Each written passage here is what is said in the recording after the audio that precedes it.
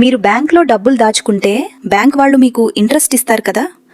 మరి అందరికీ ఫ్రీగా డబ్బులిస్తే అసలు బ్యాంక్కి ఇన్కమ్ ఎక్కడి నుండి వస్తుంది? బ్యాంకులు ఎలా రిచ్ అవుతున్నాయి? ఇదొక పెద్ద బిజినెస్ లాజిక్. సింపుల్.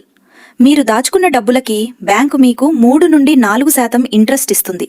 కానీ అదే డబ్బుల్ని బ్యాంకు వేరే వాళ్ళకి హోమ్ లోన్, కార్ లోన్ లేదా పర్సనల్ లోన్గా ఇస్తుంది.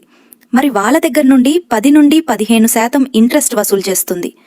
ఈ మధ్యలో ఉన్న ఆ 7% గ్యాప్యే బ్యాంక్ అసలు సిసలు ప్రాఫిట్.